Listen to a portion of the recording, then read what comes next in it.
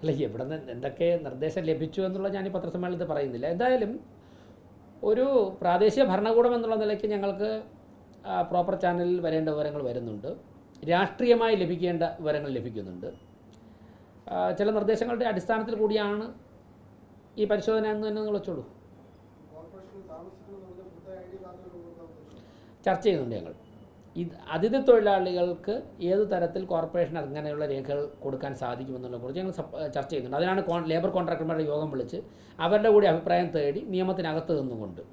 അപ്പോൾ സ്വാഭാവികമായിട്ടും ഓരോരുത്തരും അവരുടെ തൊഴിലാളികളുടെ ലിസ്റ്റ് തരേണ്ടി വരും, അവരുടെ സുരക്ഷാ കാർഡ് കർശനമാക്കേണ്ടി വരും. അതെങ്ങനെ ചെയ്യണം, എങ്ങനെ നമുക്ക് പ്രായോഗികമാക്കണമെന്ന് കൂടുതൽ ചർച്ചകൾ വേണ്ടി വരും.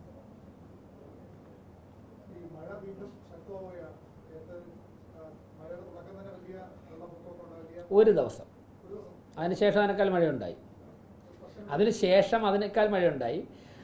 ആ ദിവസം എന്താണെന്നുള്ള ഇന്നലെ ബഹുമാനപ്പെട്ട ജലസേചന വകുപ്പ് മന്ത്രിയുടെ നേതൃത്വത്തിൽ തന്നെ ഞങ്ങൾ യോഗം ചേർന്നിരുന്നു. ആ യോഗത്തിൽ വിശദമായി ചർച്ച ചെയ്തു. അങ്ങനെ അരുണിന് എനിക്ക് പറയാൻ പറ്റും. ഞാൻ പറഞ്ഞത് ഈ നിമിഷം വരെ നടന്ന കാര്യം നമുക്ക് ചർച്ച ചെയ്യാം. ഇനി ഉണ്ടാകുമ്പോൾ ഒന്ന് മഴയുടെ വലിപ്പം, അല്ല മുന്നൊരുക്കങ്ങൾ ഇന്നലെ ചേർന്ന് ഞങ്ങൾ തുടക്കത്തിൽ തന്നെ പറഞ്ഞല്ലോ. 7-8 ഇന്ന് ഏതോ പത്രം, ഓരോ മാതൃഭൂമിയാണെന്ന് തോന്നുന്നു, മാതൃഭൂമി മനോരമ ഏതോ എല്ലാത്തിൻ്റെയും പേര് കൊടുത്തിട്ടുണ്ട്. Irrigation, minor irrigation, major irrigation, inland navigation, ഇതൊക്കെ കൊടുത്തിട്ടുണ്ട്. ഞങ്ങൾ എല്ലാവരുടെയും ഉടമസ്ഥയിൽ തോടുകളുണ്ട്. അവരൊക്കെ ഇന്നലെ ബഹുമാനപ്പെട്ട 3 മന്ത്രിമാർ പങ്കെടുത്ത മീറ്റിങ്ങിൽ, കോർപ്പറേഷൻ മേയർ ഉൾപ്പെടെ പങ്കെടുത്ത മീറ്റിംഗ് വന്നിരുന്നു. വിശദമായി ചർച്ച ചെയ്തു. ആ പ്രോസസ്സ് കണ്ടിന്യൂ ചെയ്യാൻ വേണ്ടി സ്റ്റേറ്റ് ക്യാപിറ്റൽ എന്നുള്ള നിലയ്ക്ക് സംസ്ഥാന സർക്കാരും കോർപ്പറേഷനും ഒരുമിച്ച് ചേർന്നുകൊണ്ട് ആ പ്രോസസ്സ് കണ്ടിന്യൂ ചെയ്യാൻ ഞങ്ങൾ തീരുമാനിച്ചു. അപ്പോൾ കോർപ്പറേഷൻ്റെ ഓർഡറുകളൊക്കെ തന്നെ ഞങ്ങൾക്ക് കൃത്യമായിട്ട് ചെയ്യാൻ സാധിക്കും. കാരണം മറ്റുള്ള ഓരോ ഡിപ്പാർട്ട്മെൻറ്റും അവരോരോ ഓർഡറുകൾ ഏറ്റെടുത്താൽ മതി. ഇന്നലെ അവിടെ സംസാരിച്ചപ്പോൾ ഞാൻ പറഞ്ഞത്, ഇപ്പം മഴക്കാലപൂർവ്വ ശുചീകരണത്തിൻ്റെ ഭാഗമായിട്ട് 8 ലോഡ് മാലിന്യം ഞങ്ങൾ ആദ്യം മാറ്റി.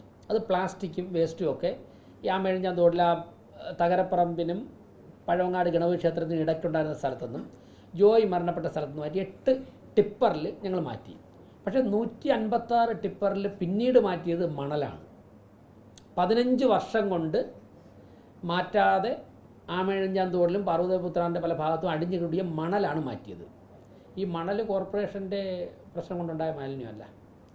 ഈ മണൽ അടിഞ്ഞുകൂടി കിടന്നുകൊണ്ട് എന്താണ്, 2-3 മീറ്റർ വെള്ളം ഒഴുകേണ്ട ആ ബെഡിൻ്റെ ഹൈറ്റ് കൂടി. അപ്പോൾ 1/2 മീറ്ററിൽ മാത്രം വെള്ളം ഒഴുകുന്നൊരവസ്ഥ വന്നു. 3 മീറ്റർ ആഴത്തിൽ വെള്ളം ഒഴുകേണ്ടത് 1/2 മീറ്ററിൽ ഒഴുകിയപ്പോഴാണ് ഓവർഫ്ലോ ഉണ്ടായത്. ഞങ്ങൾ മണൽ കൂടുതൽ മാറ്റി. അപ്പോൾ മണൽ മാറ്റേണ്ടത് ആരാണ്, അതിനെക്കുറിച്ചൊരു ചർച്ച നടന്നു. അപ്പോൾ ബഹുമാനപ്പെട്ട മന്ത്രിമാർ ഈ ചർച്ച, ഈ ടീം തുടരാമെന്ന് പറഞ്ഞു. അപ്പോൾ തുടർന്ന് എല്ലാ ഡിപ്പാർട്ട്മെൻറ്റും അവർ ഇപ്പോൾ ഇൻലാൻഡ് നാവിഗേഷൻ നന്നായിട്ട് നടത്തുന്നുണ്ട്. ഇൻലാൻഡ് നാവിഗേഷൻ അവരുടെ കരയിൽ പാർവതീപുത്തനാറാണല്ലോ, ജീവിച്ചിരുന്നവരെയൊക്കെ തന്നെ കരയിൽ നിന്ന് മാറ്റി അവർക്ക് മതിയായ കോമ്പൻസേഷൻ കൊടുത്തു. ആ പ്രദേശമൊക്കെ തന്നെ അവരുടെ നിരീക്ഷണത്തിലാണ്. ഓരോ ഡിപ്പാർട്ട്മെൻറ്റും അവരുടെ ജോലി ചെയ്യുമ്പോഴേക്കും അത് പൂർത്തിയാകും. അതിനുള്ള നടപടിക്രമങ്ങൾ ഞങ്ങൾ ആരംഭിച്ചിട്ടുണ്ട്.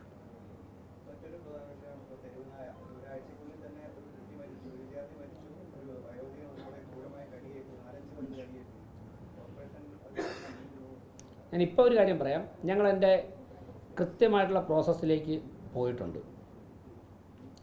ഇന്ന് വൈകുന്നേരം 5 മണിയോടുകൂടി നായ്ക്കളെ പാർപ്പിക്കാൻ വില്ലിങ്നെസ് പ്രകടിപ്പിക്കുന്നവരുടെ ഒരു എക്സ്പ്രഷൻ ഓഫ് ഇൻട്രസ്റ്റ് വിളിച്ചിട്ടുണ്ട്. ഇന്ന് വൈകുന്നേരം 5 മണിക്ക് അതിൻ്റെ സമയം. തിങ്കളാഴ്ച അത് ഓപ്പൺ ചെയ്യും. അത് ഓപ്പൺ ചെയ്ത് അതിൽ നിന്ന് NGOകളെ സെലക്ട് ചെയ്യും.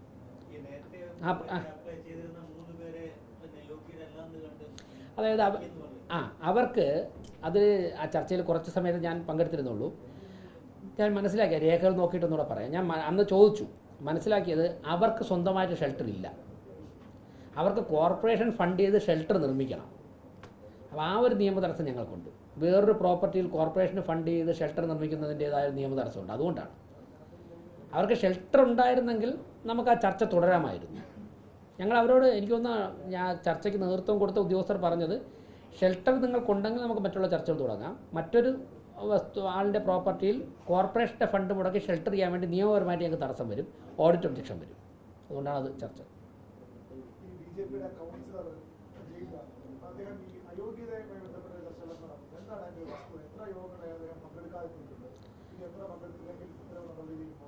അല്ല, അതൊക്കെ നിയമത്തിൽ പറയുന്നുണ്ടല്ലോ, നിയമത്തിൽ കൃത്യമായിട്ട് പറയുന്നുണ്ട്. ഈ വാർത്തകൾ വരുന്ന ഞാനൊരു കാര്യം പറയാം.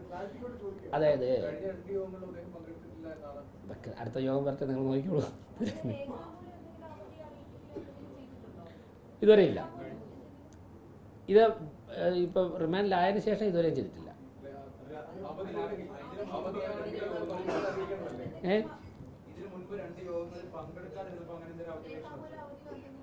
രജിസ്റ്റർ നോക്കണം. ഇതിപ്പം 101 കൗൺസിലർമാർ എന്ന് അവധി പറഞ്ഞു, എന്ന് പങ്കെടുത്തെന്ന് എനിക്ക് എല്ലാ ദിവസവും ഇത് തുടങ്ങിയിട്ട് 5 മാസമല്ലേ ഓർമ്മിക്കാൻ പറ്റൂ.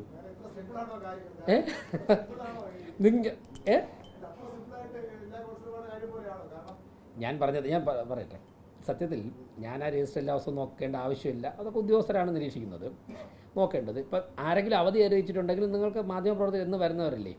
അപ്പോൾ എനിക്ക് തോന്നുന്നു കഴിഞ്ഞ 5 മാസമായിട്ട് നിങ്ങൾ എല്ലാ ദിവസവും വരുന്നുണ്ട്, മോസ്റ്റ് വെൽക്കം. അപ്പോൾ തുടക്കത്തിൽ നമ്മൾ പറയുന്നത് ഇന്ന് അസൗകര്യം അറിയിച്ചിട്ടുള്ളവർ ഇന്നാരൊക്കെ എന്നാണല്ലോ ആദ്യം വായിക്കുന്നത്. ആ ദിവസം ഒന്ന് വായിക്കും, ബാക്കി മിനിറ്റ്സ് രേഖപ്പെടുത്തി ഉദ്യോഗസ്ഥരാണ് അറ്റൻഡൻസ് മാർക്ക് ചെയ്യും, ലീവ് മാർക്ക് ചെയ്യുകയൊക്കെ ചെയ്യുന്നത്.